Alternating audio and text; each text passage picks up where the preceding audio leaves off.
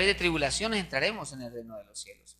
Pero cuando uno lee el libro de Génesis, la creación del hombre, dijo Dios, hagamos al hombre a nuestra imagen conforme a nuestra semejanza, y Dios hizo toda la tierra hermosa,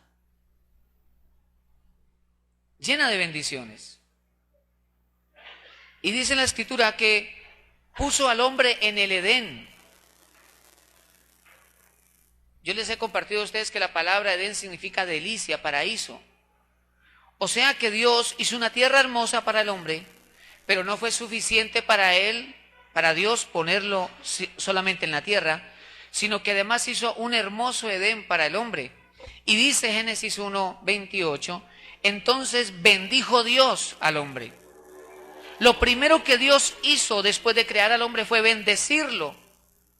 Lo primero que Dios hizo antes de crear al hombre fue preparar un excelente lugar para él. Y ustedes y yo sabemos que Dios no cambia. Dios es el mismo ayer y hoy por los siglos. Luego en el corazón de Dios está bendecir a sus hijos y rodearlos de bien. Eso es lo que la Biblia nos enseña. Entonces cuando, por ejemplo, en mi caso particular y en algunas ocasiones compartí, mi mamá, yo recuerdo que una de las frases que ella usaba era siempre el diminutivo. Mi hijo, pidámosle a Dios una casita. ¿Sí? Gracias a Dios por el trabajito. Y cosas por el estilo. Y yo, pues estaba niño, estaba creciendo, ¿cierto? Entonces, cuando uno llega al camino del Señor, ¿cómo ora? Señor, una casita. Señor, un trabajito. Y uno piensa, yo creo que allá en el fondo del corazón pensamos que vamos a impactar a Dios con esa humildad. Que el corazón de Dios va a explotar al ver esas frases, ¿no? Y uno empieza a ver y a mirar a lo largo de la Escritura y uno se da cuenta que Dios quiere bendecir a sus hijos. Así se llama el tema de esta mañana, Dios quiere bendecir tu vida. Y vamos por favor a Proverbios 3, versículos 5 al 10. Porque el hecho de que Dios quiere bendecir a sus hijos no quiere decir que va a pasar por alto sus principios. Amén. Dios es santo y ciertamente Dios ama a sus hijos, tanto que dio su vida por ellos. Pero Dios no pasará por alto su santidad, sus mandamientos, sus principios. Entonces lo que Dios hace es instruir a sus hijos en el camino para que se activen las bendiciones que Él ha diseñado. Vamos a leer por favor Proverbios capítulo 3, versículos 5 al 10, y yo le voy a pedir el favor de que leamos con mucha atención esa porción. Proverbios 3, 5 al 10. ¿Están conmigo? Dice, fíate de Jehová de todo tu corazón y no te apoyes en tu propia prudencia. Reconócelo en todos tus caminos y Él enderezará tus veredas. No seas sabio en tu propia opinión. Teme a Jehová y apártate del mal, porque será medicina a tu cuerpo y refrigerio para tus huesos. Cuando mi esposa hablaba de la visión y hablaba de la importancia de ministrar sanidad del espíritu y de enfermedad, inmediatamente me acordé de este versículo. Versículo 8. Porque será medicina a tu cuerpo y refrigerio para tus huesos. Honra a Jehová con tus bienes y con las primicias de todos tus frutos, y serán llenos tus graneros con abundancia, y tus lagares rebosarán de mosto. Si estuviera mal hablar de la abundancia de Dios sobre sus hijos, tendríamos que arrancar muchos versículos de la Biblia. Porque es interesante al considerar toda la Escritura, cuánto habla ella, desde Génesis hasta Apocalipsis, sobre las bendiciones que Dios quiere enviar sobre sus hijos. Y en esta porción que acabamos de leer, encontramos que Dios da instrucciones para ser bendecidos, actitudes que debemos evitar para no experimentar el dolor, el fracaso, la ruina, y los maravillosos resultados cuando caminamos en la palabra del Señor. Así que esa porción que acabamos de leer la vamos a reflexionar en esta mañana y con la ayuda del Espíritu Santo vamos a recibir lo que Dios nos quiere dar. En primer lugar, vamos a ver entonces las acciones que debemos realizar. ¿Qué cosas debemos hacer entonces? ¿Qué cosas nos manda Dios a hacer? En la porción que acabamos de leer aparecen varios verbos, o sea, varias acciones que Dios nos dice que debemos hacer. En primer lugar, nos dice aquí que debemos confiar en Dios. El versículo 5 dice, fíate de Jehová, confía en Dios de todo tu corazón y no te apoyes en tu propia prudencia. El deseo del Señor es que confiemos en Él.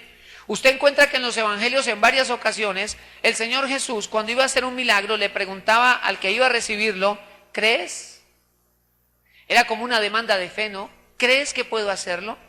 Es interesante que en la sinagoga de Nazaret, su ciudad natal, o donde creció, cuando el Señor Jesús va a hacer milagros, dice la Biblia que no hizo muchos milagros allí a causa de la incredulidad de ellos.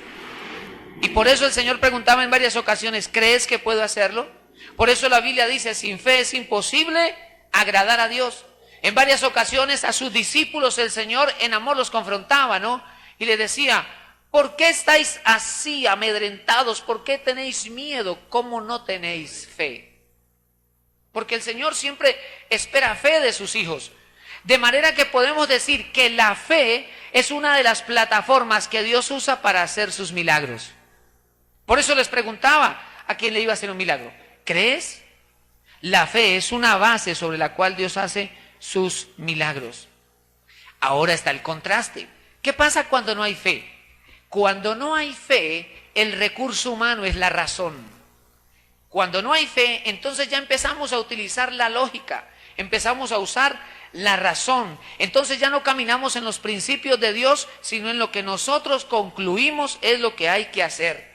Sabemos lo que Dios dice, pero aún así queremos hacer las cosas a nuestra manera, según lo que a nosotros nos parece que debemos hacer. Por eso el ser humano termina apoyándose en su propia prudencia. Y mire usted que es tremendo. El corazón humano toma la bandera de la prudencia para desobedecer a Dios. ¿Me hago entender? Confía en Dios y no te apoyes en tu propia prudencia. Confía en el Señor. Amados, no son tus virtudes, no son tus capacidades. Es Dios quien hace las cosas. Y que permitimos a Él moverse con mayor poder cuando creemos su palabra. En segundo lugar, dice aquí que debemos reconocer al Señor en todos nuestros caminos. Reconoce al Señor en todos tus caminos. Dice el versículo 6.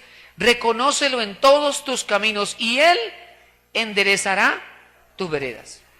Aquí sencillamente el versículo está diciendo, tengamos en cuenta a Dios en nuestras decisiones y proyectos. Tenga en cuenta a Dios. Yo creo que la oración es una evidencia de que dependemos de Dios. La oración es una muestra de que tenemos en cuenta al Señor.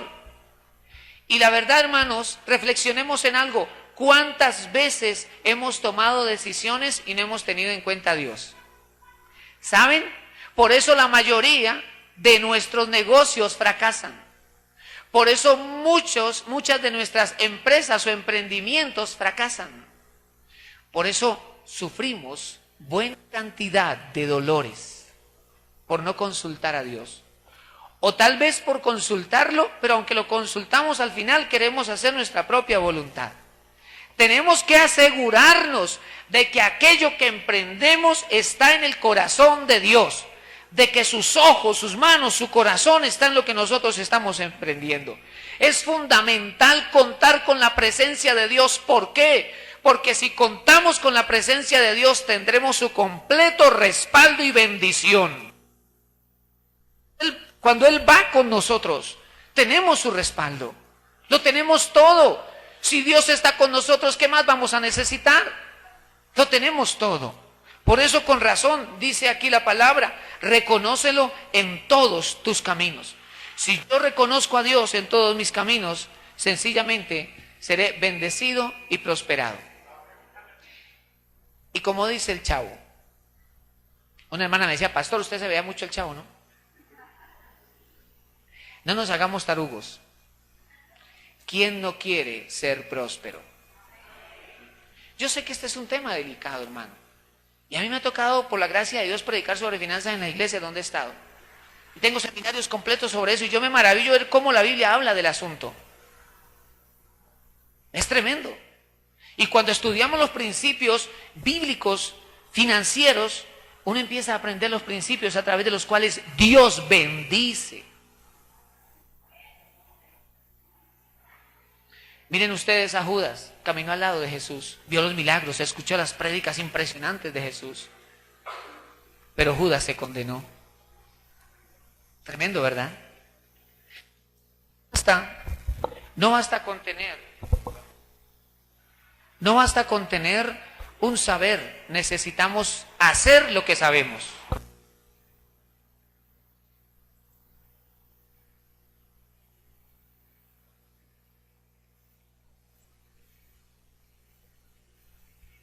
Gloria a Dios. Gloria a Dios. Él es bueno. Eso no es para uno, es para la gloria de Él. Entonces, que el Señor nos ayude. Entonces, primero, confiar en Dios. Segundo, reconocer al Señor en todos nuestros caminos y empresas. Tercero, temer a Dios. Dice el versículo 7. No seas sabio en tu propia opinión. Teme a Jehová y apártate del mal. La tercera cosa, mire que estamos viendo instrucciones de Dios para ser bendecidos. Y Dios nos está diciendo aquí, confía en Dios. Yo sé que a veces por las dificultades viene la duda o la incredulidad, pero la palabra nos dice aquí, confía en Dios. Por encima de eso el Señor espera que tú confíes en Él. Reconócelo en todos tus caminos, en tus decisiones, en las cosas que tú vas a emprender. Ve al secreto, habla con Dios, escúchalo. Ahora, en tercer lugar, el versículo 7 nos dice, no seas sabio en tu propia opinión, teme a Jehová y apártate del mal. ¿Se acuerdan de aquel versículo que dice, el avisado, el inteligente, ¿no? Ve el peligro y se aparta. Pero, pastor, ¿qué es temer a Dios? Ya sabemos que temer no habla de tener miedo.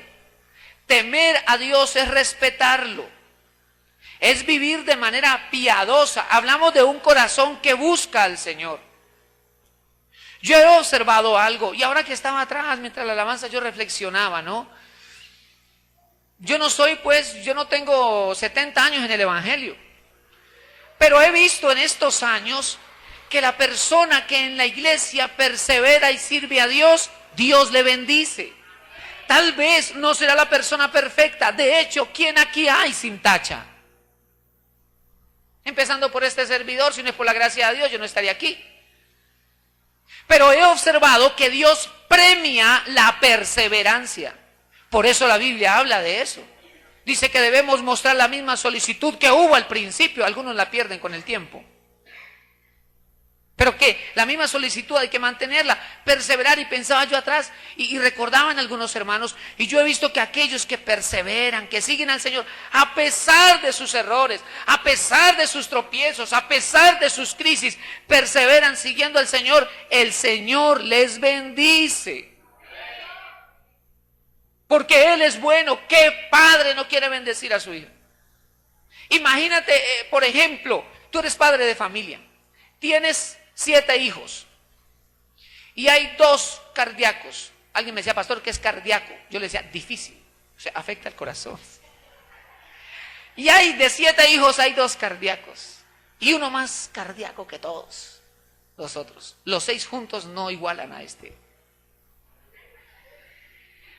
Pero en medio de todas las crisis, de su desobediencia, de su mal caminar, sigue en casa y respeta a su papá. Y cuando su papá le llama y le habla, agacha la cabeza, inclina el oído, escucha el consejo. Hermano, a pesar de todo, en ese diciembre, ese hijo no se quedará sin natilla. ¿Y sabe por qué? Porque sigue siendo hijo de su padre. Y ese padre tiene un corazón. Así que yo estaba allá atrás y yo decía, Dios mío, de verdad, tú permaneces fiel aunque nosotros seamos infieles. Y ese versículo que a mí me conmueve, la vez que yo leí ese versículo me conmovió el corazón. Yo los hice, yo los creé, y hasta las canas los soportaré. Y yo, ay, tú eres único. No hay otro Dios como Él. Por eso es nuestro Padre, por eso nosotros nos sentimos privilegiados de ser pueblo de Dios, ser hijos de Él. Es un honor, es un privilegio. Así que temer a Dios, hablamos de un corazón que busca al Señor. La Biblia dice que el temor de Dios es el principio de la sabiduría. En cambio, el insensato, el necio, menosprecia la enseñanza y la instrucción divina. Hermanos, la falta de temor promueve, genera, facilita el pecado. La falta de temor de Dios empieza a llevar al cristiano a pecar y luego a corromperse en la inmoralidad, a corromperse en la maldad. Porque en el corazón del hombre está la semilla de la maldad. Pero cuando está el temor de Dios en el corazón, eso nos reserva del pecado, nos reserva de la corrupción. El temor de Dios es lo que nos permite ver el veneno de la manzana que el diablo oculta cuando ofrece la tentación. Cuando el enemigo viene con la tentación, ¿no? Y es esa manzana bonita. ¿Han visto ese comercial donde el vendedor ofrece la manzana por el lado bonito? Y la señora le da la vuelta y está podrida por el otro lado. Así hace el diablo. El diablo te presenta una manzana roja, bonita. Usted dice, wow. Pero por dentro va el veneno. El temor de Dios es un tesoro en el corazón del cristiano que le permite ver el veneno que lleva por dentro la tentación. Por eso la frase completa dice, teme a Jehová y apártate del mal. Porque el temor de Dios nos aparta del camino del dolor y de la muerte. Por eso, gracias a Dios por su temor en nuestro corazón. Eso es una bendición, tener temor de Dios. Por eso dice entonces el versículo, no seas sabio en tu propia opinión, teme a Jehová y apártate del mal. Una manera de tener temor de Dios es cuando le dicen a uno, ¡ay, usted es más orgulloso! Y uno se queda callado y se va más bien como a orar y a esculcar el corazón a ver si es verdad. Porque nosotros somos muy dados a defendernos nosotros mismos. ¿Sí? ¿Orgulloso yo? No. Yo soy la muestra de la humildad. ¿Verdad? O nos dicen algo así, no, ¿yo? No. Pero dice, no seas sabio en tu propia opinión. Porque en nuestra propia opinión nosotros somos buenos. Mejor dicho, los arcángeles nos quedan en los tobillos, nosotros somos, mejor dicho, no seas sabio en tu propia opinión, más bien teme a Jehová y apártate del mal. En cuarto lugar, honrar al Señor con nuestros bienes y con las primicias de nuestras labores. Dice el versículo 9, honra a Jehová con tus bienes y con las primicias de todos tus frutos. Honrar, ¿qué es honrar? Honrar es reconocer, honrar es reverenciar, honrar es dar valor, presentarse ante, eso es honrar. Aquí, así que en este texto, honrar a Dios, no solo aceptar con palabras, sino con acciones, que Dios es el dueño y creador de todas las cosas. Que todo lo que tengo, lo que soy y puedo llegar a recibir, viene de la mano del Señor, porque Él es el dueño y creador de todo. Recordemos que la Escritura dice, yo soy el que te da el poder de hacer las riquezas. Hermanos, y las riquezas no son malas, el oro no es malo, lo malo es el corazón del que lo administra. Recuerden siempre, con el oro tú puedes hacer un candelero de oro o un becerro de oro. El oro no tiene la culpa. Cuando Moisés le dijo a Aarón, Aarón, ¿y qué hiciste? Y Aarón le dijo, yo no sé, yo les pedí el oro, lancé eso al fuego y salió un becerro. ¿Verdad? Pero luego Dios a través de Moisés le pide al pueblo el oro para construir el tabernáculo. Entonces, yo creo y le pido a Dios que los bendiga. Yo me gozo cuando ustedes son prósperos. Y me da alegría cuando alguien se acerca y me dice, pastor, conseguí carro, o conseguí casa, o Dios me bendijo en esto, o pastor, estaba orando por aquello. Y, ay, gloria a Dios. ¿Es bueno o es malo? Que hermano, si la Biblia dice que te quiere bendecir. Aquí hay una pregunta y es, pastor, ¿pero por qué a mí no me florece el campo? ¿Qué pasa conmigo? Hay varias razones, hermano. Esto no estaba en el sermón, pero vamos a hacerle. Quizá hay áreas de la vida que hay que enderezar delante de Dios. 2, tal vez no eres buen administrador o administradora. Y le quiero decir algo, Dios pone sus tesoros en las manos de los buenos administradores. El mejor inversionista es Dios. Él pone sus tesoros en las manos de aquel o de aquella que Dios sabe que lo hará para su gloria. En tercer lugar, tal vez no caminas en los principios financieros del reino, porque te apoyas en tu propia prudencia. O cuarto, porque no es el tiempo. Porque Él como buen padre dice, si este anda como loco en una patineta, ¿qué tal si le doy una moto? No, aún no. Tiene que aprender a usar el freno de la patineta y luego le daré una moto. ¿Me estoy haciendo entender, amados? Pero algo sí le quiero decir, Dios es fiel y cumple su palabra. Entonces debemos honrar a Dios con nuestros bienes y con las primicias, dice el versículo 9, de todos los frutos. La palabra primicia significa lo primero. También esa palabra primicia significa primeros frutos. También significa parte principal, también significa lo mejor. Cuando viene esta porción, en épocas del rey Salomón, la principal actividad de Israel era la agrícola, ¿sí? Y la ganadería. Entonces, por ejemplo, el labrador salía al campo a ver su cosecha. Las primicias eran llevadas 3 veces al templo de Jerusalén en las 3 cosechas. La del trigo, la del aceite, la de la cebada, llevaban ellos sus primicias. Entonces salía el labrador al campo y miraba sus cosechas y veía el árbol allí y venía, por decir algo, hablemos de la manzana, venía la primera manzana.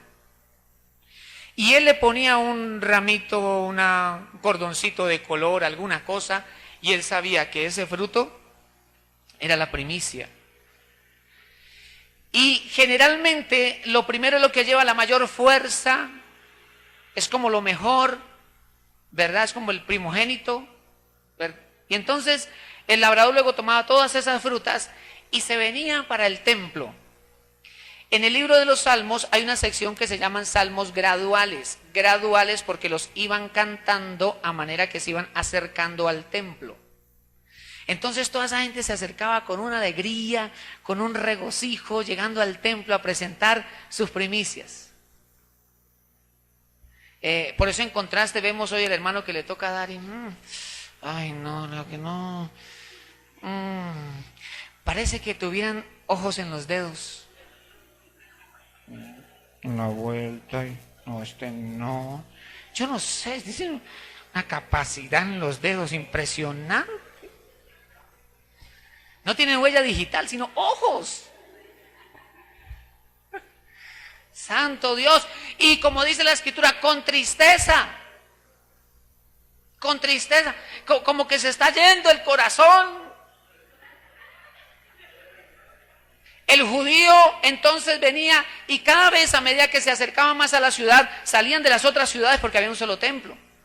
Y salían entonces y se anexaban a la caravana. Y eso era un gentío, hermano, y todos cantando. Y a medida que iban ingresando, iban cantando. Y cuando entraban al templo, adentro había un tremendo ministerio de alabanza. Y todos alabando al Señor, porque al templo o a la presencia de Dios se debe entrar con acción de gracias. Entraban agradecidos a presentar sus primicias. Por eso la palabra primicia entonces significa eso. Primero fruto, lo primero, parte principal o lo mejor. Pero en el caso de Abel, ¿qué hizo Abel? Abel tomó una oveja, dice la Biblia, de lo más gordo de ellas, de lo principal, dice la palabra del Señor. Entonces, cuando el judío llegaba con el fruto de su trabajo a presentarlo a Dios en el templo, no solo estaba honrando al Señor, sino que estaba encomendando en las manos de Dios el resto de toda la cosecha que venía. Yo le pido a Dios que los bendiga este año y que los bendiga con abundancia, que los sueños y anhelos de su corazón se cumplan, que las bendiciones que han estado detenidas se suelten, que lo laboral, empresarial, sus negocios que no se han activado, Dios los active en este año, que este año sea como ningún otro. Yo le pido a Dios eso, y yo leo esto y veo aquí acciones que debemos realizar. En segundo lugar, la porción que acabamos de leer nos habla de unas actitudes que debemos evitar. En segundo lugar, veamos actitudes que debemos evitar. Así como el Señor nos dice cosas que debemos hacer, veamos ahora actitudes que debemos evitar. Lo que ya leímos, y lo primero es que dice, no apoyarnos en nuestra propia prudencia. No te apoyes en tu propia prudencia. Sigue el consejo de Dios. Dios ha tenido, tiene y siempre tendrá la razón. Eso es impresionante, hermano. En esta hermosa labor de pastorear, uno tiene que atender muchas consejerías. Entonces, en estos años de pastorado, imagine cuántas consejerías uno ha tenido que atender. Y uno empieza a encontrarse con algo. Y es que Dios siempre tiene la razón. Tú le compartes a la persona y le dices, mira, tienes 3 caminos delante, aquí hay esto, aquí hay aquello, acá hay, la palabra del Señor dice. Y muchas veces uno ve que la persona opta por otra decisión y uno al final ve que Dios difícilmente respalda eso. Porque una cosa, amados, es alcanzar como la misericordia de Dios. Ay, Dios mío, fue por misericordia. Pero otra cosa es caminar en la plenitud de la bendición de Dios. Son cosas diferentes. Son cosas diferentes. Y en segundo lugar nos dice el pasaje, no ser sabios en nuestra propia opinión. No seamos sabios. Esto demanda de nosotros un corazón manso, un corazón humilde. Porque cuando uno va muchas veces a abordar a alguien para sugerirle, para aconsejarle, ya tiene una respuesta en la boca, ¿verdad? No, yo no.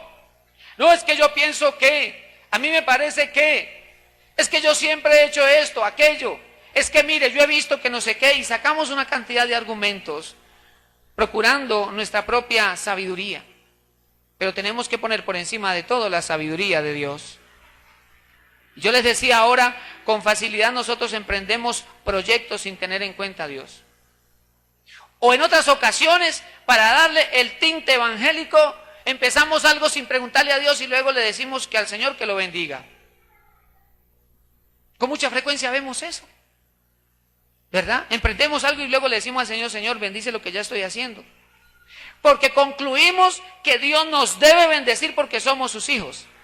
Pero en realidad no le hemos preguntado qué es lo que Él quiere. Muchas veces por el afán o por las apremiantes circunstancias, tomamos decisiones que comprometen la familia, que comprometen el futuro, que comprometen el patrimonio, sin tomarnos el tiempo de ir delante de Dios para escuchar su consejo en el secreto. Simplemente podemos ver el camino hermoso en un comienzo, como le sucedió a Lot cuando miró hacia la llanura y dijo, esta llanura es linda, como la llanura del Edén, y escogió eso, pero resulta que más adelantico estaban las tiendas de Sodoma y Gomorra. Lugar donde finalmente terminó. Entonces parece ser que Abraham escogió la tierra que no era tan bonita, pero esa era la voluntad de Dios. Porque, amados, no todo lo que brilla es oro. Eso está en la Biblia de Gonzalo, en la epístola primera. Vamos a ver ahora en tercer lugar, es la sección última, el tercer punto, promesas de bendición. ¿Quién quiere ser bendecido? Yo quiero que Él me bendiga en todo, estoy hablando de una bendición. Yo creo en el Dios que bendice integralmente, el Dios que bendice espíritu, alma y cuerpo. Amado, yo deseo que tú seas prosperado en todas las cosas, dice la Biblia. Así que vamos a ver aquí 4 promesas, 4 acciones de bendición del Señor. La primera, Dios enderezará nuestra vida. Si nosotros ponemos por obra los principios que hemos leído, dice la palabra que el Señor enderezará nuestra vida. Proverbios capítulo 3, la segunda parte del versículo 6. Dice, y Él enderezará tus veredas. Él enderezará tus veredas. Yo quiero invitarlo a que usted piense en algo ahora. Quizá hay cosas en nuestra vida que necesitan ser ajustadas. Tal vez otras áreas requieren intervención divina porque están desalineadas, es decir, no están en línea con la voluntad de Dios. Quizás son cosas que no están en línea de acuerdo al proyecto de Dios para tu vida. O tal vez nuestros pies andan por malas veredas, por caminos torcidos. Pero la Biblia dice que el Señor traerá rectitud a nuestro caminar. Él enderezará nuestras veredas. Hermanos, a veces nuestros pies caminan hacia el mal. Cuando salgas de tu casa, procura que tus pies caminen recto. Yo les he contado en varias ocasiones, y eso me marcó Dios con eso. Una ocasión que yo entré al templo solo, era líder, pero pues mi pastor me estaba dando privilegios. Entonces llegué y abrí el templo y estaba entrando y yo no sé por qué me miré los pies antes de empezar a caminar y yo escuché la voz del Señor que me dijo: mira cómo te conduces en la casa de tu Dios.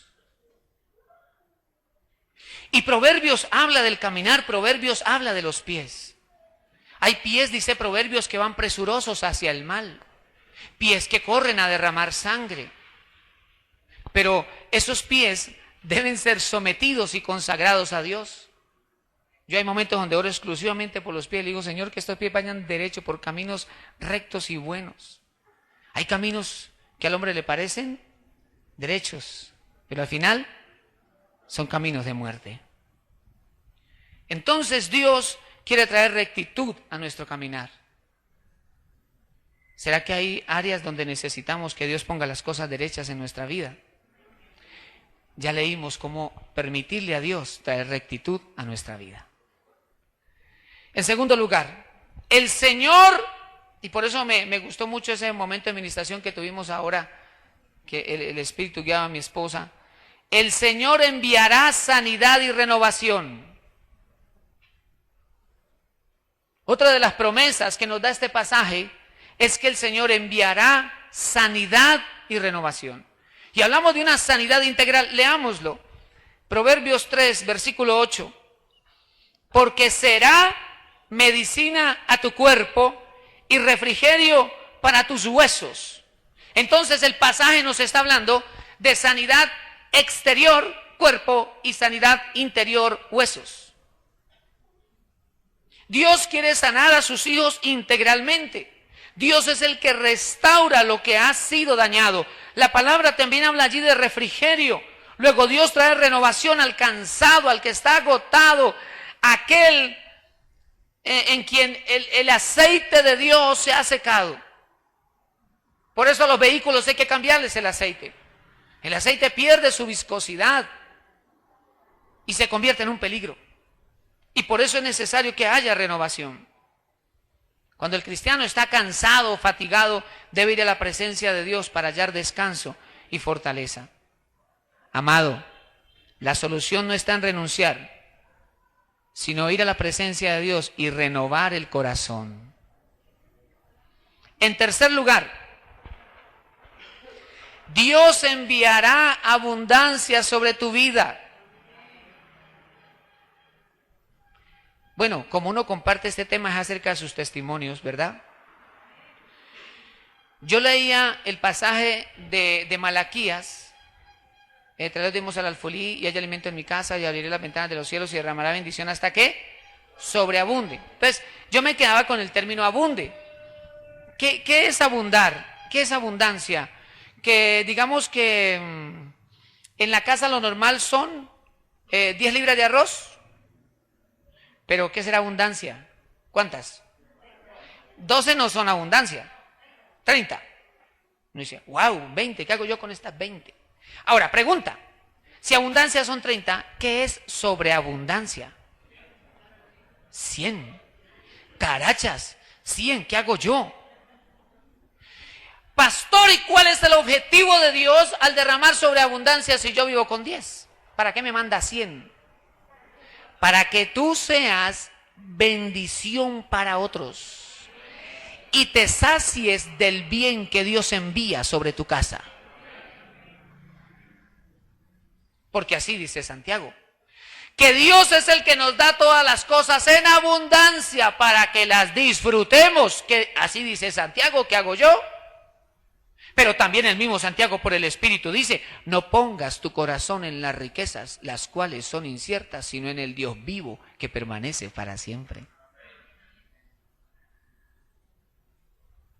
Entonces, ese día, hace años atrás, estábamos en el culto, fui a depositar mi diezmo. Ya iba a pasar a predicar. Entonces, yo no sé por qué, lo cogí y dije, Señor, que se cumpla en mi vida tu palabra que dice sobre abundancia. De las oraciones que uno hace a veces ahí, ¿no? Como hasta medio religioso también, creo yo. Pero él oye, él es bueno. Entonces, cogí el sobre, lo deposité. El día sábado habíamos ido a hacer remesa. Así que gracias a Dios la cocinita estaba bendecida. Por la tarde, después del culto, mandaron una caja. De esas cajas grandes de granero. Gonzalo Sanabria, sí. Ah, que aquí le mandaron. ¿Sí? ¿Y eso cómo es? No, que una persona fue allá y dijo que le trajimos aquí, Gonzalo Sanabria, su dirección. Sí, sí. Ah, bueno, gracias. Qué raro. Metimos esa cosa ahí y yo la abrí. Claro, pues uno no dice, reprendo ahora, llévense eso. No, no sé. ¿Qué será esta vaina, no? Y llegué y abrí eso. Y había una remesa grande. Y me llamó la atención, hermanos, porque eran productos muy buenos. Y yo estaba en esa mirando ese poco de remesa ahí, cuando la llamada de alguien. Pastor, lo que pasa es que esta mañana me levanté a orar y a pedirle al Señor que me guiara a quien enviarle una remesa, y el Señor me guió a usted. Y yo, Entonces yo le decía, pues está como equivocado, yo hice remesa ayer. Y dije, no, bueno, no, pues que Dios lo bendiga, hermano. Y de repente me quedé mirando eso. Y cuando yo estaba mirando eso y preguntándome por qué, Él vino y me habló. Derramaré bendición hasta que sobreabunde. Y ahí entendí eso, ¿no? Y yo, caramba, era eso. Llamé a una hermana, arrímese a la casa por unas cositas que le tengo. Porque uno se convierte en bendición para otros. Pero dígame, hermano, cuando uno sale con la familia a comer por la tarde, no, uno dice, vamos a salir a comer. Pero usted en la billetera no tiene sino almanaques, entonces usted dice, no, vámonos para el parque, un helado para 4, porque muchachos, no hay más. ¿Cierto? Está uno medido, hermano. Y uno le da gracias a Dios por todo. Pero qué bueno cuando ya uno puede comprarle a cada uno su helado. Llegó, justo llega el primo que nunca aparece con la familia. No, pero con mucho gusto. Un helado, ¿qué quiere? Hay con qué pagar.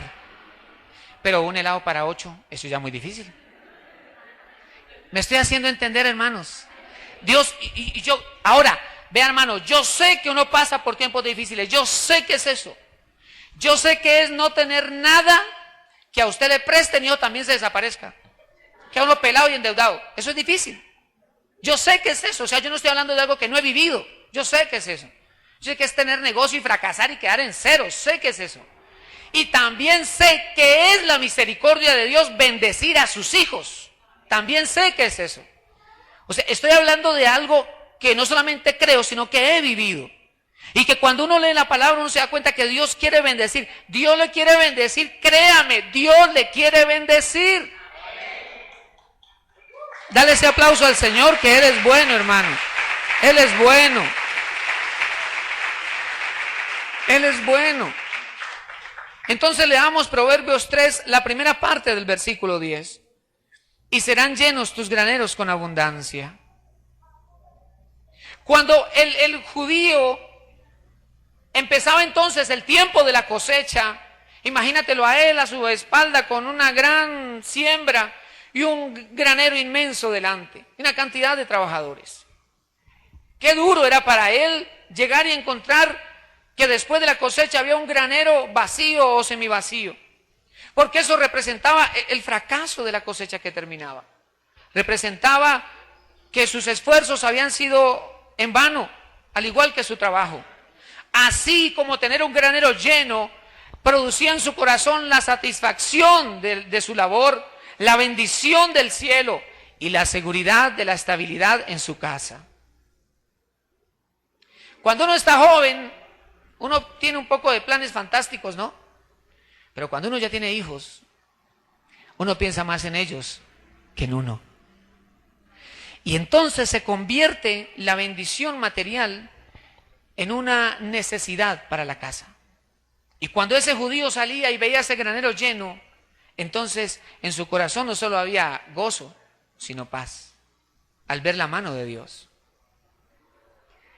Tus graneros representan tu familia, tu casa, tu trabajo, tu negocio, tu patrimonio. Y por causa de tener en cuenta los principios mencionados, Dios derramará bendiciones sobre tu casa y sobre toda obra de tus manos. Y termino con la cuarta cosa que está en la segunda parte del versículo 10. Proverbios 3:10, voy a leerlo completo. Y serán llenos tus graneros con abundancia y tus lagares rebosarán de mosto. El lagar era el lugar donde se depositaba la uva. Después de recoger la vendimia o la cosecha de la uva, se depositaba en el lagar. Y entonces allí la uva era pisada y se recogía el jugo.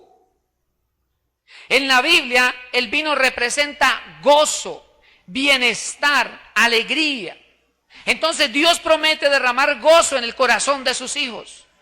Ah, pastor, yo por eso me tomo mis tragos. No, señor. No habla de ese vino. Escúcheme lo que le voy a decir.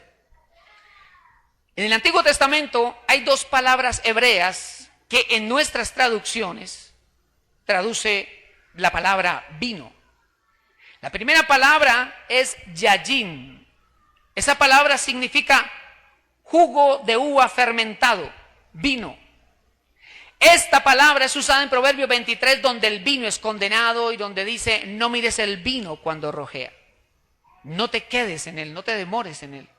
¿Para quién los dolores? ¿Para quién los ayes y los moretones? Tus ojos verán figuras extrañas y tu boca hablará perversidades. No te detengas en el vino, no te detengas en el yayin, ese jugo de uva fermentado. Pero la palabra que se utiliza aquí en Proverbios 3:10 es tirosh, para traducir mosto. Y la palabra tirosh significa jugo fresco de uva. Cuando aquí dice, y tus lagares rebosarán de mosto, está hablando de ese jugo fresco que sale de la cosecha. Jugo nuevo y fresco. ¿Qué es lo que Dios quiere traer sobre su vida? Bendiciones nuevas, cosas nuevas, revelaciones nuevas y frescas de Dios para su vida. Cosas nuevas que usted no había vivido, Dios quiere traer y derramar sobre su vida. Y yo le pido a Dios que su casa este año entre en un nuevo tiempo y bendiciones nuevas del Señor se derramen sobre su casa. El favor y la gracia de Dios lo acompañe a usted todos los días de su vida. Que la buena mano del Señor vaya adelante abriendo puerta, abriendo camino. Que no tenemos que depositar nuestro corazón en la palanca. Fulano me va a ayudar, penecejo. No, el que te ayuda es el Dios del cielo, el que hizo los cielos y la tierra. En Él está nuestro corazón y nuestra confianza. Nuestro favor viene de Dios.